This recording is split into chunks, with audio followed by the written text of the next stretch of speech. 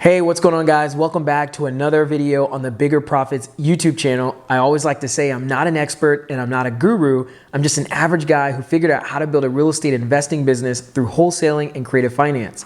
If you want to do a deal together, head over to the link in the description below and you can input information on that deal and I'll help you find your first buyer, or I'll just analyze that deal. Thank you for your support and let's get to it.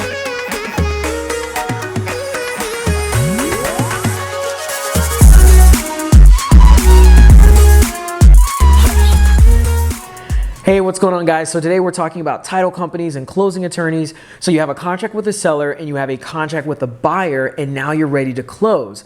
When you're ready to close, it's really important for you to find the right title company and the right closing attorney. Now, what do I mean by the right title company or the right closing attorney? Well, there are a lot of closing attorneys or title companies that do real estate transactions all the time, but not transactions with real estate investors. So that actually leads us into the first thing that you want to look for when you're finding the right title company or the right closing attorney. You want to look for title companies or closing attorneys that are investor friendly. And you can actually even ask that question. You can ask them, do you guys work with real estate investors, or do you guys work with real estate investors that use even specifically wholesaling as a strategy? Because these are companies that you're going to be needing to use in your transactions, and you're going to be building this relationship with them for a long period of time, hopefully.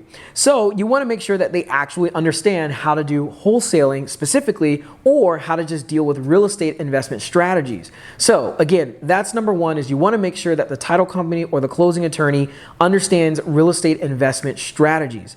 The second thing that you want to make sure is that they do buyer and seller disclosures. It's two documents, one document for the seller and one document for the buyer. Now, if they don't do that, they're going to just use one HUD statement. Now, what is one document that they're using, and what's one HUD? So a one HUD document is a document that shows what the seller is actually getting from the transaction, what the buyer is bringing to the transaction. So the seller is receiving X amount of money, whatever you negotiated with the seller, and the buyer is bringing X amount of money, whatever you negotiated with the buyer. Now, I probably don't need to disclose or really go in detail on why it's probably very important for you to have two separate documents if you're going to be making an assignment fee in between.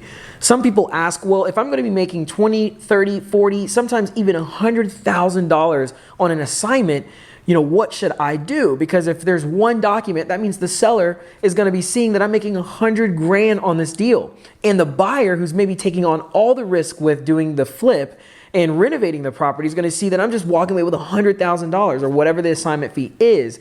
Well, that's why it's really important for you to have a title company or a closing attorney that does a buyer and seller agreement, because what's going to happen is the seller is going to come to closing. They're going to have a document that's going to explain and show what they agree to and what they are receiving, or what's being sold at the transaction or the closing of that transaction. The buyer is going to see a document that only shows what the buyer is actually bringing to the table and what he's buying, what you agree to.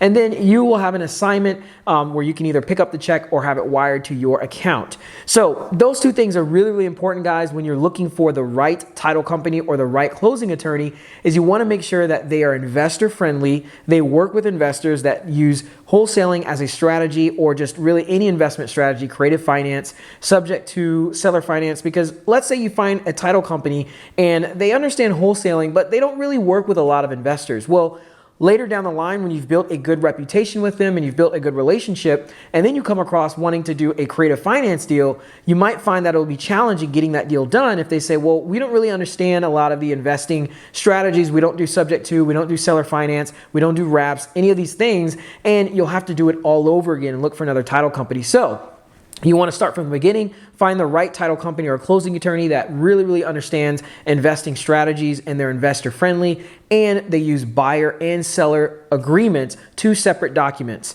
So thank you guys for watching. Hopefully that answered your questions about what title company or closing attorney you should use, and I'll see you on the next video.